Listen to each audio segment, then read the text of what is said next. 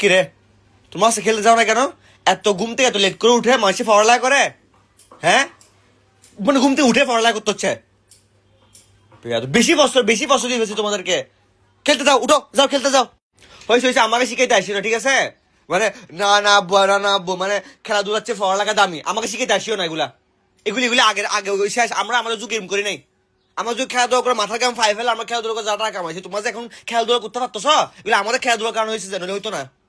কি আস্তাগফিরুল্লাহ, আমার নাক কাটা ফেলছে। এটা বলে ডাক্তার, ইঞ্জিনিয়ার, ব্যারিস্টার। আল্লাহ আল্লাহ আল্লাহ আল্লাহ আল্লাহ, আমি আমার নাকটা কই রাখবো এখন? কোথায় রাখবো নাক? এটা আমার নাক তো কাটা ফেলছে। কি ভাবছিলাম যে গোট বানাবো, গোট আর বানাইতে পারলাম না। আমার নাক এটা কই? এই তুমি নাক কাটে দাও। দুনিয়াদারি এত সহজ না বুঝছো? যে খেলাধুলার কম্পিটিশন এখন Ballon d'Or, La Liga, Malinga, cricket কেন খেলবা? তুমি ফুটবল খেলবা? আস্তাগফিরুল্লাহ, তুমি আমাকে মারি ফেলো, জিন্দা মারি ফেলো।